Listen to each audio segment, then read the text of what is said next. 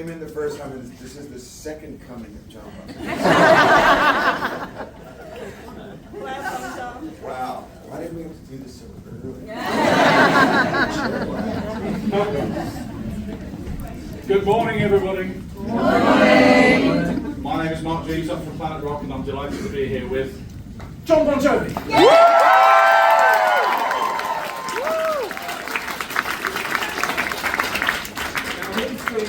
Here's the plan. We're going to have a chat for a bit about this extraordinary book, which you've all got copies of, I'm pleased to see. And then we're going to foolishly allow some of you who've already submitted questions. We've got some questions from the audience. They know more than we do, Mark. Well, this is the truth. My history with John, just so you know, I first saw Bon Jovi playing live in a pub in Luton in 1986. Wow. Do you remember that gig? No. There's a reason for that.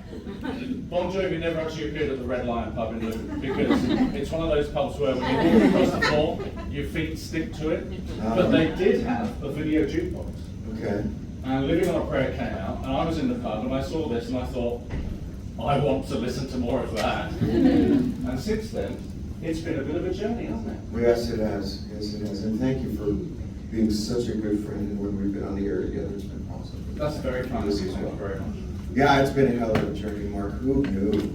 You know, now that I've been around for a couple of days and talking about coming back to work in the book and the re-release of it, and people will say, do you know It's My Life is 25 years old, and you know Prayer is 40 years old? You go, holy shit. You know, it's like a time machine. It is. And you know, and then they go, and here's your new single, and it's on the radio, and you go, this is beyond my wildest. Well, it's interesting to talk about the time machine because I'm just going to hold up a copy of the book here. Time machine. Which is a time machine. It's the most extraordinary thing. They did a great job. It's, well, not only, I say they did do a great job, and it is a beautiful book, but they needed the stuff to make it work. Have you kept everything that you have ever touched in your life? Or what?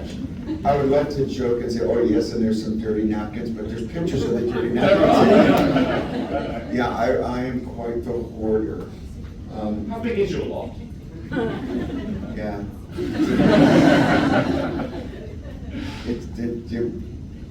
A few years ago, now that time is flying as it is, so a good 3.5 years ago now, I met somebody who was an archivist, and he was doing a couple of other bands, so then I trusted him to do ours because he had already started with others.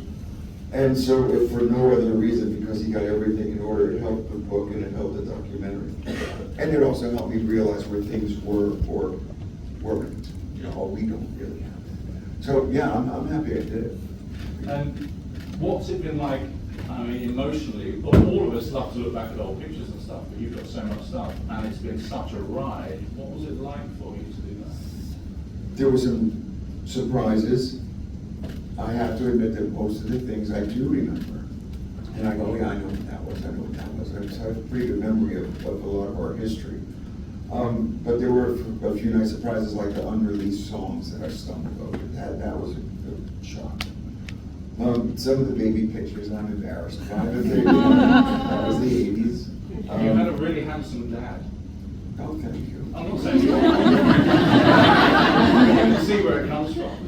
My pop is still alive and well, and just going to be 87 years old, and still in the gym more than I am, and he's on it. Yeah, God bless him. So, you've got these contracts, letters, tickets, clothing. You see in the book, it's fantastic. You'll see all this stuff.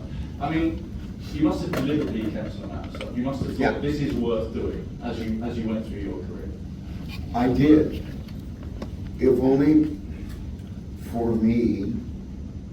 But I did think that to keep everything was going to be worthwhile. Not because we were going to be something big in 40 years from now, but they would be my memories. Yeah. So yeah, I did, yeah.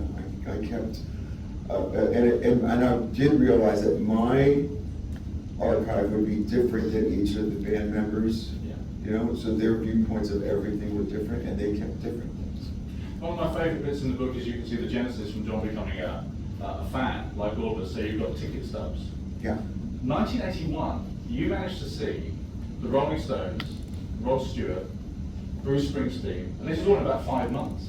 You've got all the ticket stubs. So that's They all- New York. They came to New York, you saw all this stuff. But we can see you going from a fan to then, what was the tipping point that made you go, right, I love this music, we do what we do, write the albums, listen to it, but now I actually want to do it? Well, it was before then.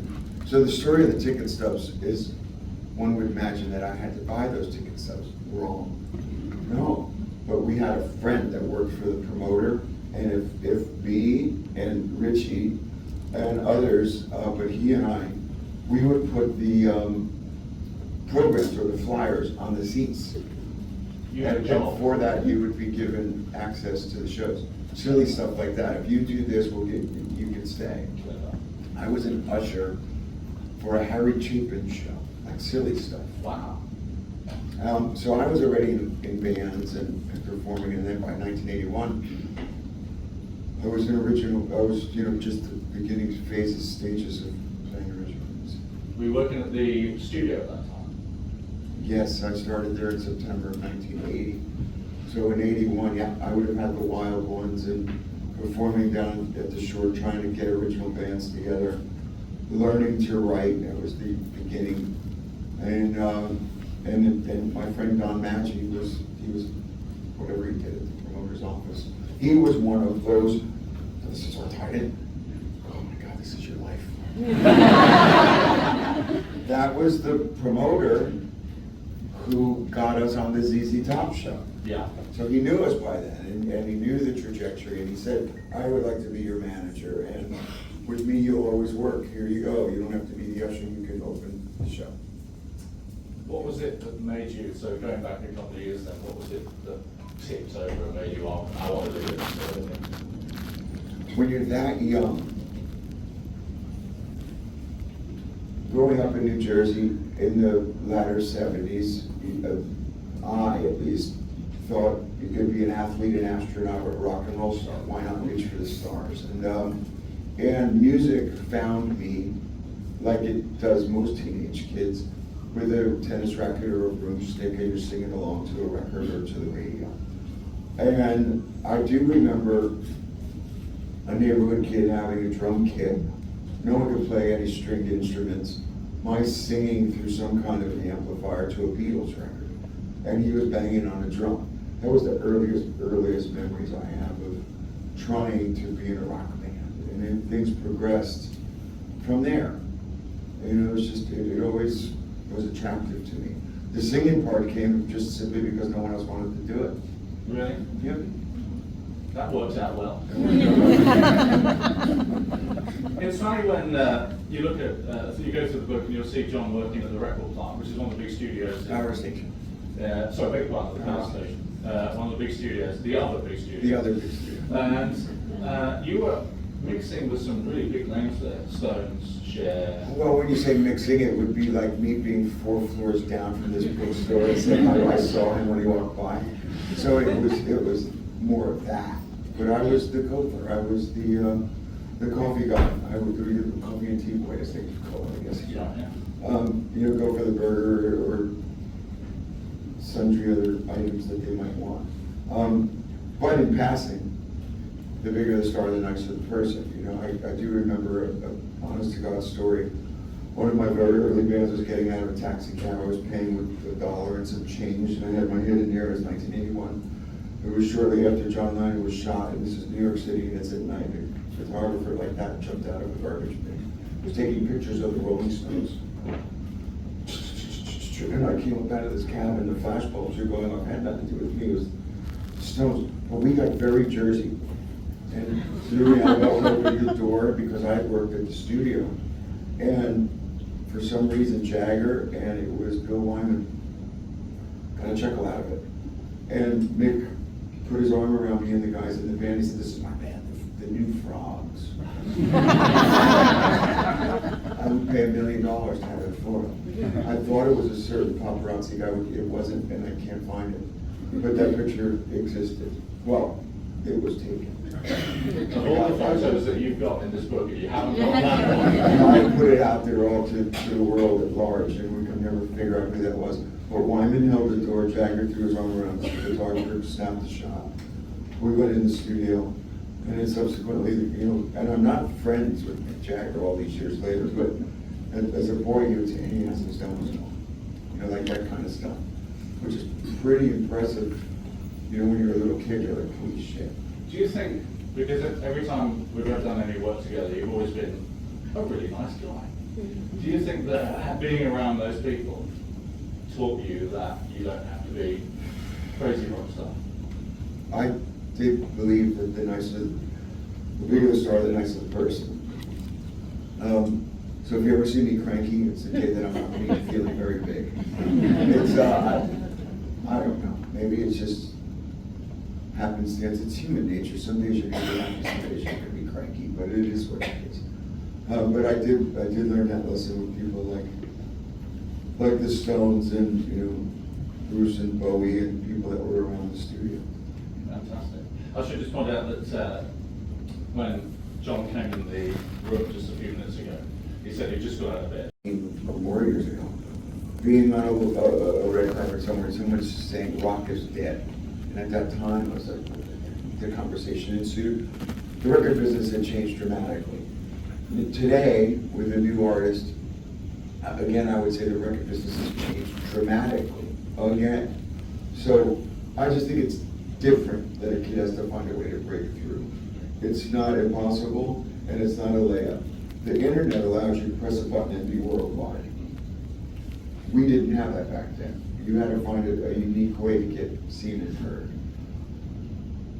The excitement about being able to press a button and being worldwide is, that's a lot of pressure. Nowadays, a record company executive is going to say to that young kid, how many impressions do you have? Many social media followers, and just, who's that guy? And what does this have to do with a song? It would be the same argument I would say in our era when a kid walks in with a great song and the record guy says, what do you want the video to be and what do you want the album cover to be? I'd still want to punch that guy because what the hell did we know about making a video or an album cover? And you would think better, smarter people would have said, let me tell you, and here's your choices, and Runaway is still torture, to watch that video. But these are the kinds of things in the eras and in the errors that you're going to make along the way.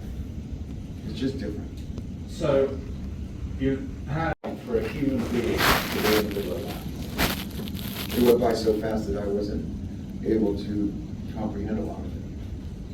And as the world was changing around us, I do remember the five of us looking at each other going, are we assholes now? And each of us going, no, it's not us, it's everyone around us. Even your parents looked at you differently. Everybody suddenly talked to you differently. Everybody behaved in a different way, and you're like, not us. It's it. And it was a lot to comprehend. And again, I wish that I wish I could have enjoyed it more, and I wish that those around us would have embraced us and protected us more to say, they'll be okay. Enjoy this, and we have faith. We went right back to work in New Jersey. That was daunting. Because now you've hit that 1 in a billion, and it's one of the biggest albums of all time. And you're like, holy, I can't do that again. So now we go and we jump right back into the deep end and make New Jersey. And in a year after the Slippery tour ended, we're back with an album with 5 more top 10 singles and on the road. It wasn't even like we took a year and then put the record out. We were back and another 240 show tour. So that was exhausting. Tico said, I read an interview once, and Tico said, after you made everyone went and you said you came to New Jersey, the only ethic you could go in with was we have to work harder. Yeah. And all the way through the book and all the way through every album that we see, you never seem to have let up. You've never phoned it in. No. It's just not in your nature. I hope it's not in anyone's nature that when they get the opportunity to do this for a living, that they put their best efforts in. I wouldn't know anybody who would phone it in unless they were on the precipice of breaking it up. this is it's not only a gift that you're able to do it, but it's a calling.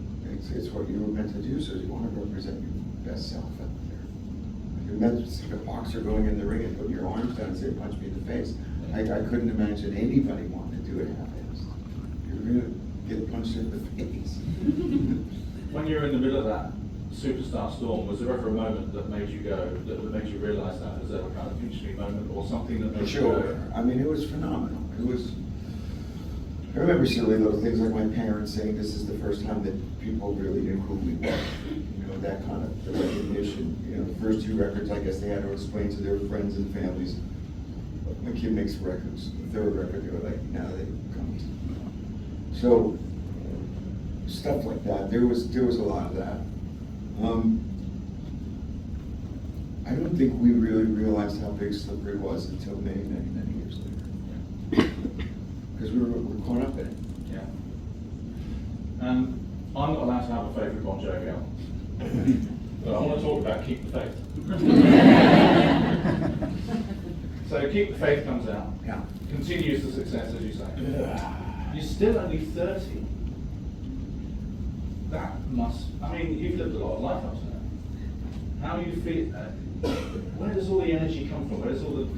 At that point, we were living life, and I hit the first speed bump after New Jersey, where we were burned out physically and more mentally. You go off and you do Young Guns, which also sort of changes the chapters in your life. I become a married man, I cut my hair, I turned 30, we were on the precipice of having our first child, you know. I thought about the big California move, you know, like rock stars do. So, and you started to do some living, so world changing. The wall came down, the riots happened in LA. So a lot of living had happened finally. And so we had more to write about and something to say. And then you're about to walk into what became grunge, and I wasn't at all concerned because we were on our own trajectory.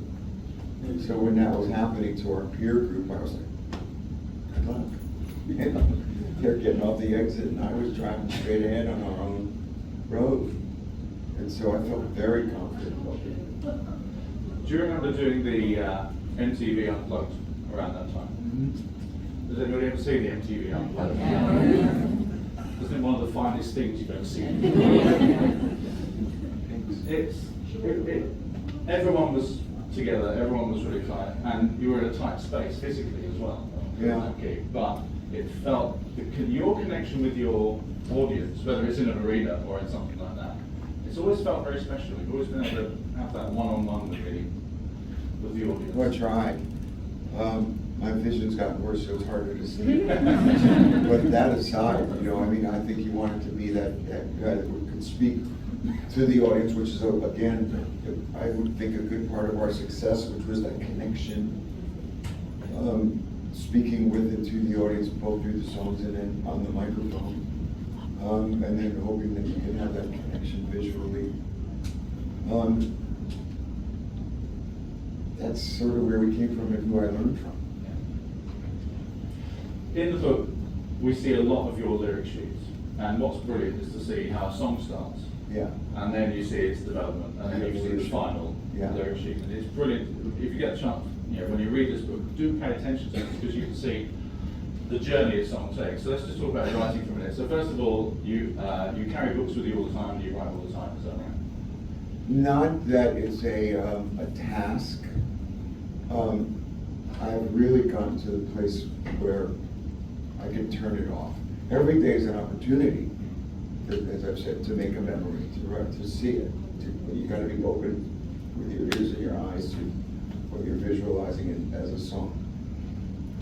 It takes a lot. Like right now, in the world being as crazy as it is, I can easily fall back into the 2020 record and be a narrator in this crazy, wicked world.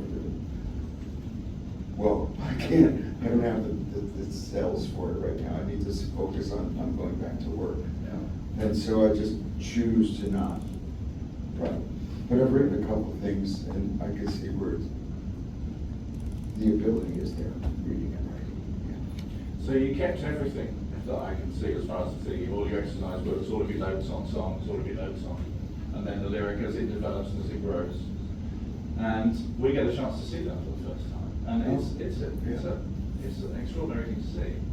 So when you are in your writing mode, there's a really great photograph. I hope you find it. There's a really great photograph of John, and he's writing it. He's got his tongue just out the side of his mouth, like we do when we're writing a shopping list. You know what I mean? You kind of got that one. It's just doing it. And so so you're intensely writing. You're deciding I'm going to sit down. I'm going to write music now, and you're actually writing these from ideas that you see every day. Yes. What I'm more humored by is the ones that I write on my hands and knees. My rear end up in the air in my underwear writing this way, so when I wake up in the morning and see if it's coherent, which I've done on many an occasion when I get up in the morning and I go, it's actually pretty good. Your 2 a.m. thoughts. Yeah, I came down on this most recent record. When these hands don't strum and I can't find the chords, my voice don't want to sing. When feet say dance, so I can't find the floor. We used to with me. Where your eyes catch mine and linger too long, we still make you your tea. When your mind starts to wander, can I come along? Is there someplace that you'd rather be? And I came down this stairs telling her what I'd written in the morning. Wow. Every one of those words, every exact, nothing changed. And as I came down, and Billy Falcon, my dear friend and collaborator, was down at the bottom of the stairs. I go, you gotta go finish this. I just woke up, so let's get some coffee. And I said, we need a chorus, we need a title. He says, I wrote you a song. And I went, oh, genius, coffee for two, let's go. And we went out and wrote that song. But I came down with the whole thing intact. Sometimes it happens. It's magic. It's brilliant to see, as I say, it's worth it's laid out, and I don't want anyone to walk away from here thinking of John Bon Jovi at 2 a.m. in the morning. So, walk away from that one. And Always was an enormous hit over here, one of our favourite songs. A song you wrote and almost forgot about. Yeah, I've written for film. I've really enjoyed writing for film. Basically because they hand you the book. Yeah. They hand you the idea for the lyric. It was a movie called Romeo's Bleeding. Gary Oldman was the star. He'd given me the script. I'd written in the song. We demoed it somewhere on the Keep the Faith tour because Bob Rock, who was the producer on Keep the Faith, engineer on Slippery in New Jersey, was opening for us. His take on the song wasn't right. It was as dark as the movie. And the song was intact, but it wasn't right. So the little DAT, which was the recording device of the tape form, was stuck on a shelf. And it was an A&R guy. If you don't know what an A&R guy is, artist and repertoire, it's an executive from another recording company, was in my basement, going through my stuff. And he put that on, he goes, you know, that's a smash. And I think you should consider that. Sure. You think so? And he said, Peter Collins can produce this. And I went, sure, you think so? And God Knows Always was massive. Nearly done with that. And I wonder how many, when you've been going through these, you found demos and things, that there may be others. Could be. I don't know. You busy? Because I don't know. Crush, One Wild Night. So One Wild Night was my first live album, which is a very raw and excellent live album. I just like that very much. But you were massive at that time. All still staying human. All still staying a tight band, especially you, David and Tico. You know, have been together for a long time. Very, very strong. Hugh in there as well. And Richie. And Richie. Well, Richie, of course, at that time as well. And you're all still Sure. in a good place, even with all the pressure that's coming from everywhere else around you. Yeah, for Crush, absolutely. Yeah, Richie flew over to Rome. We wrote Captain Crash in a hotel room in Rome where I was shooting a movie with Matthew McConaughey and all those guys for E571. We were writing when I was filming, and that record was great because Fairburn was going to come back and produce it. And he passed away on the day that I flew back. And I had all his notes about, you know, what he thought about the songs, and I must have sent him 25, 30 songs at the time. very excited about recording the record with him and Bob again. And then he passed on the day that I arrived home, which was a shock to the system. But it yielded into my life, that period. And we were very, very tight and reinvented ourselves at that time. And you mentioned Richie, and things are good with Richie nowadays? Well, as good as they're ever going to be at this point. I mean, the last time I talked to him was about a year ago. He's not coming back. All that's long gone. He left the band almost 13 years ago. But, there was never a fight, and everybody knows that by now, and he'll say the same thing. He had just had enough, and that was that. We're going to talk about the tour, because this coming Friday, I think we'll have the chance to buy some tickets to come and see you. Knock on wood. Yeah. You heard about this? Well, you might have. So this coming Friday, tickets go on sale. 2 days. One in Scotland, one in Wembley Stadium. Yeah. And the last time we spoke was just after the documentary came out. Your voice was getting better. You were feeling more confident about your voice. You said at the time, we might, and you are. So the voice is clearly, yeah. It's good now. Look, I just got out of bed and it sounds like Maybe don't do the gig at 10:30 in the morning. But here's your dilemma, okay? So you've got all this material. It's not a dilemma. Unless you're going to play for like 4 days. Which we would want. Don't think that I haven't thought of set lists already. And part of my recovery is that I do 2 hours a day, 4 days a week, singing songs, like full on. My guitars, monitors, stadium shows without lead vocals in them, as part of the rehab. Oh, wow. So nothing will be a surprise. The good days and the bad days are not a surprise. And I've been steadily coming along, and I'm very confident that I can do it. Sure.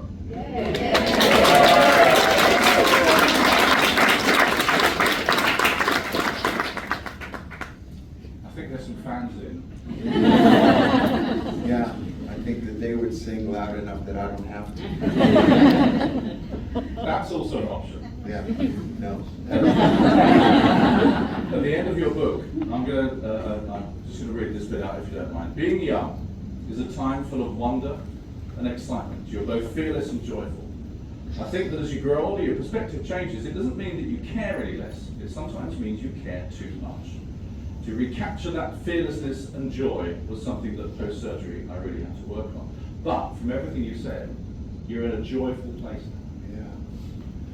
Yeah, there's a lot. When you think of that word, fearless, it's a 2-syllable word. Fearless. I was invincible when I was a kid. I was absolutely bulletproof, and nothing scared me. So that's a good way to stumble through life, because your curiosity will lead you anywhere. And I think that unfortunately in life, as we get older and wiser and smarter, you see things around the corner that you want to put up your guard over. You have to allow others to protect you so that you can let your guard down. There was a period in time when I would walk, just in the last 10 years, like this, until I realized, metaphorically speaking, that all these folks said, put your arms down, we got you. It sort of makes me emotional because they got you back. We do.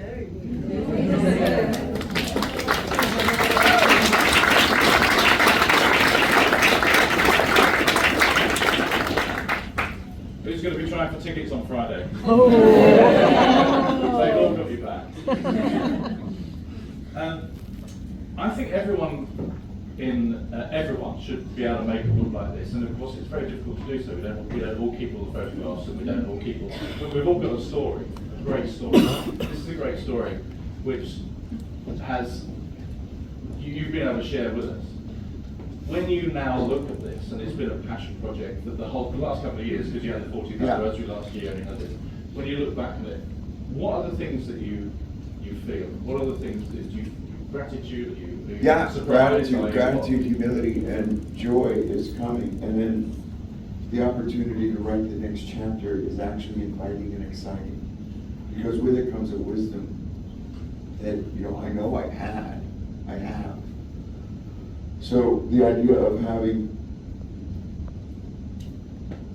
the belief that people have your back, that I don't have to carry this all by myself, and the history is still writing itself. This isn't the where are they now tour. Part of it becomes, there was a phase in a stage where I felt guilty. Like, how do I go on? And how do I reckon with everything that's happened? And the truth is it's not my burden. It's not my burden. If you wanted to get off the train, you got off the train. The train kept rolling. People just getting on for the first time. Come on. So that's where I'm at, the ride just goes on for me. There's going to be another book then with more photographs. It's not going away. We are absolutely delighted that you are going to come and play next year in the UK. So thank you.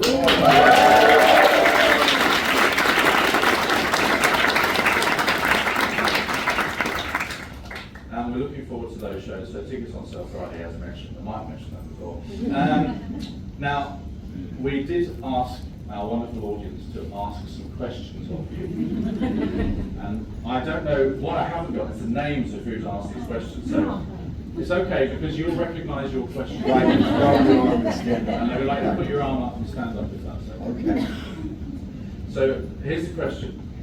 How much has your river changed over the years, and does it include... Oh, so say again. Okay. This is what I'm working on. I thought, why has he got a river? Oh, hang on, he's John Bon Jovi. How much has your rider changed over the years? Does it include Hampton wine now? And where is this from? Which question? And your name is? Elena. Hi. For those who don't know, a rider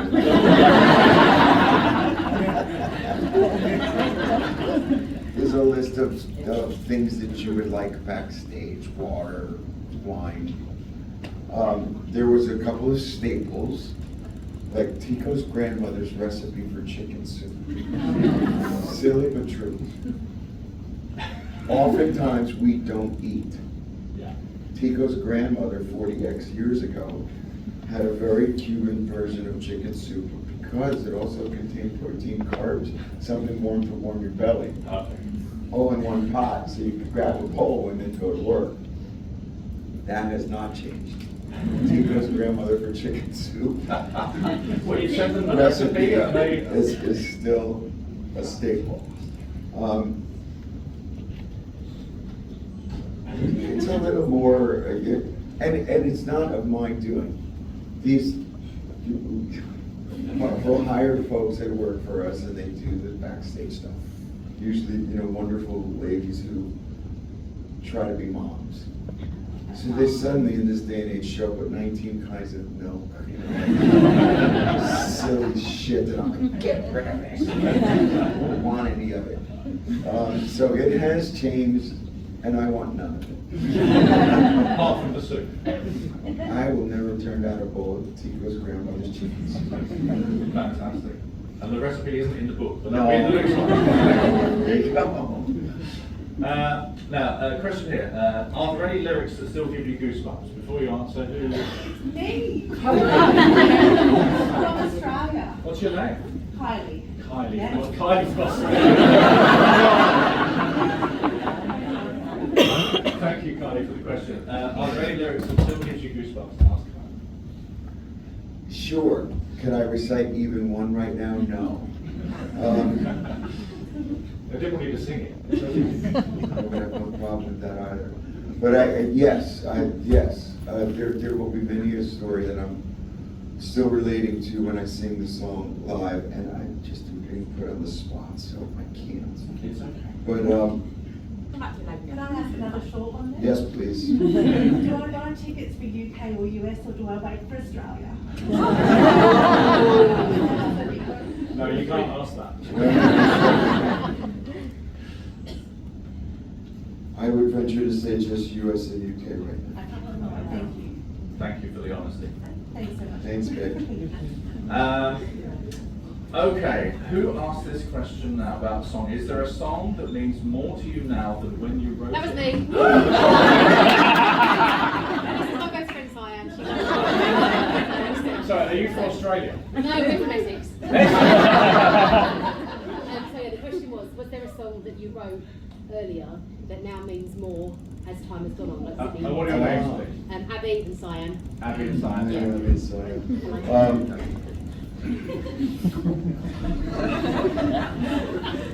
does it mean more when it was that old?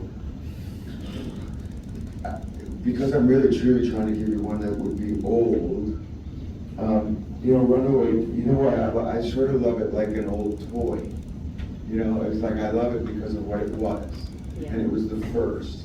Does it mean anything more to me? No, not the lyrical content, because it is what it is because of what it was. Yeah.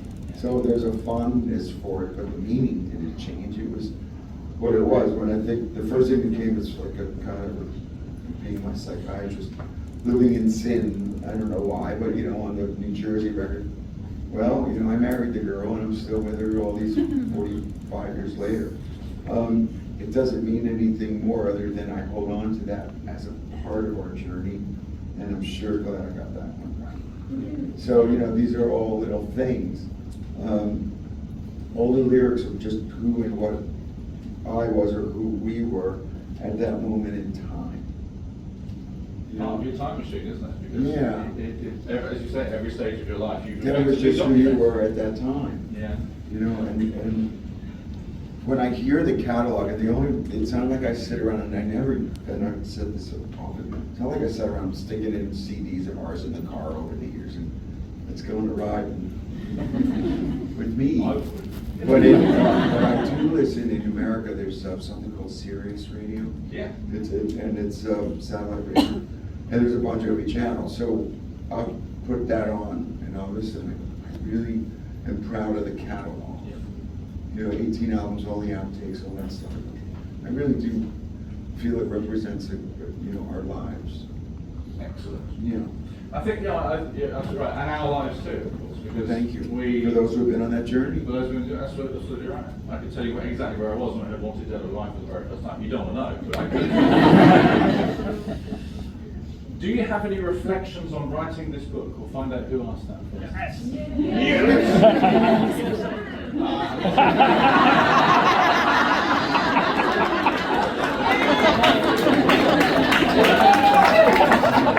What's your name, sir? Sam.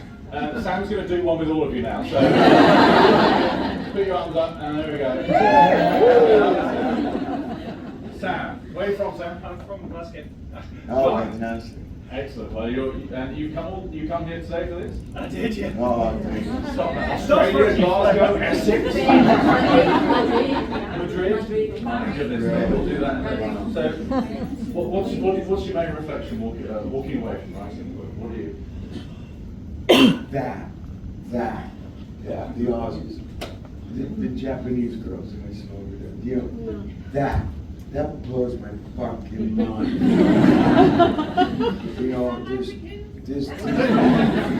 The journey's been amazing.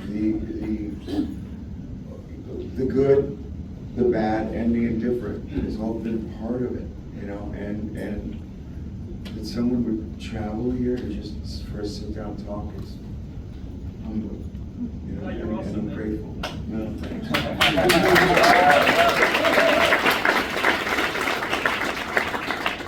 Which t-shirt is that? that long. I've got my Forever socks as well. You did Forever socks? You knitted them yourself.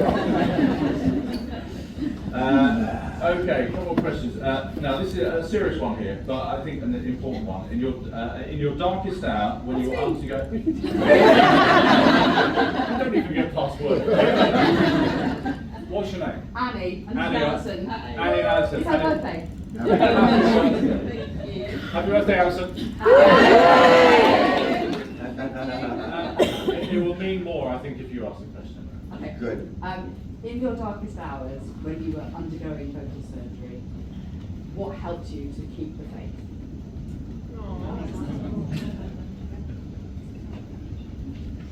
Two things, a number of things. Dorothea got me through in really bad times, really bad times. I'm going to put this as most succinct way I can. I got a lot of help. Professional help, reading books, talking to others who've been through these kinds of things, but not necessarily, this. And people along the way saying the littlest things that really got me to the next mile marker. Joe Elliott said to me,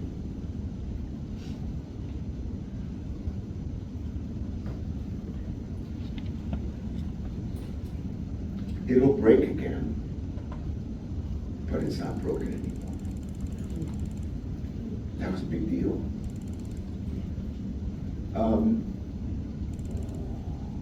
There was a lot of people like that, the conversations I would have with Bruce, and he's, because he's never lost his voice. He was the one that would come and get me, and he would talk. So it would, get me through.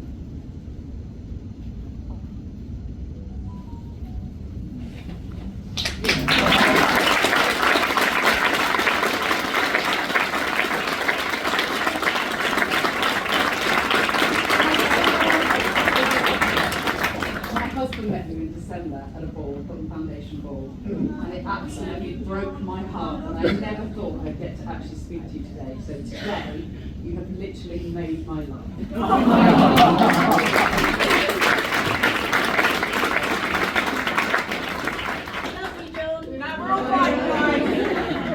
We all love John. I love John.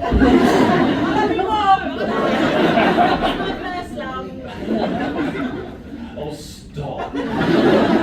My son is called Jovi.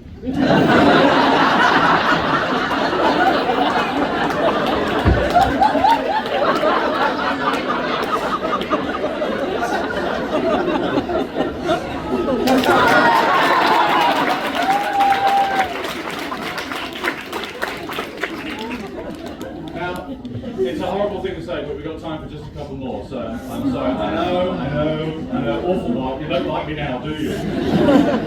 Michelle, there's probably a few Michelles. The fan club question, Michelle. Hello, Michelle. Hi. Michelle says something lighthearted for fun. the fan club.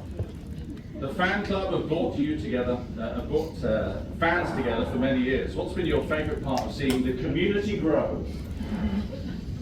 Where's Cheryl and Sherry that I saw when I walked in? This is the fucking 80s. They've been aired. There's a picture in the studio, with Cheryl and this Superman tattoo when we first met in the 80s. And there's actually a picture, a group shot, from the first time I think we played at Giant Stadium. That there was this community. And when we were starting out, and you even had a fan club, you thought it was like the coolest thing in the whole world, So you didn't forget what that was. We did always appreciate that there was people that cared enough. And your UK fan base has been Right from the extraordinary. beginning, Well, the UK fan is much smarter than the American fan. They always do the verses, and the Americans only ever do the chorus. Yes! And the Madrid fans, obviously. I mean, everyone ex-US. Oh, yeah. A couple of, these are questions that are not approved. We've worked together a couple of times, you trust me, right? Yes, I certainly. Okay. So sorry to the question approver, but I had to do this one. Adam, where's Adam? Adam's question. Do you want to shout your question? Can I open for you at Wembley?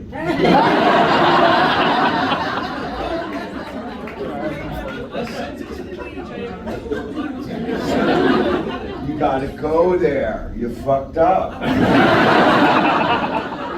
coming now. Adam's coming now. He's got the CD.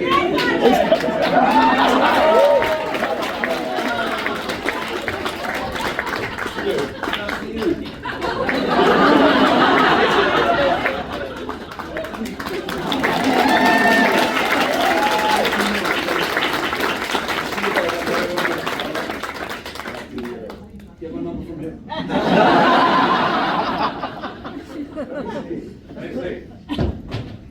Congrats, Adam. Man, you gotta have the balls. You can't just send it. Nobody's ever gonna get it. You gotta go bang on the window. You gotta. Do you know how many CDs I get sent, Adam? It's literally 3 a year now.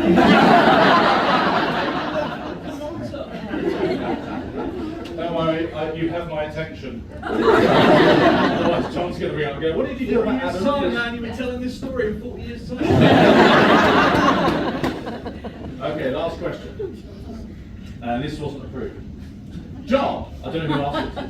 John, after 40 years of being in the spotlight, how do you handle all the female attention? Has it got easier or harder? Sometimes it takes a blue pill for it to.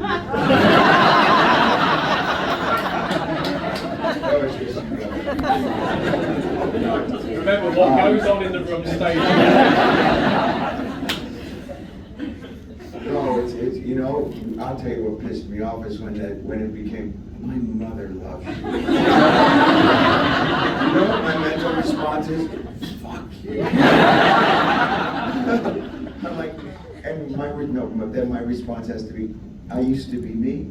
I mean, come on, damn it, I'm not that old. Absolutely.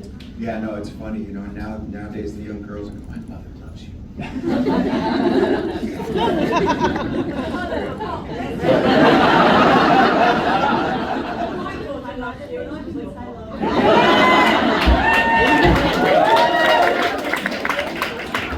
Nothing like a milk.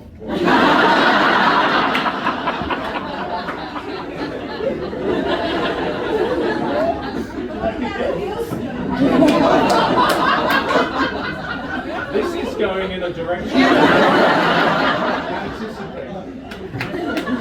However, I don't care. Have you got your copies of the book? Yes! Are you going to read it cover to cover? Yes! You should, because it is a work of art. Not only is it, they did a great job on the book and they put it together, it's absolutely fantastic. It tells a great story. It tells the story of it's John's life, but it's our lives. We have all invested heavily in this man and this band and this everything that it brought with it.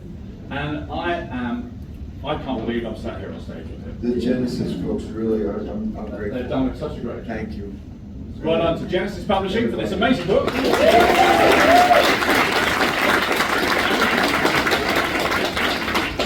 Thank you very much to Foyles, the bookstore, for putting all this on in such a real short time.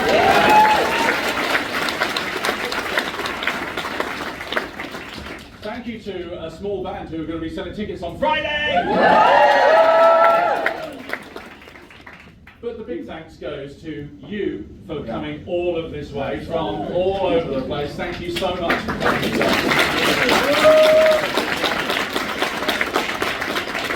And the main thanks goes to John Bon Jovi!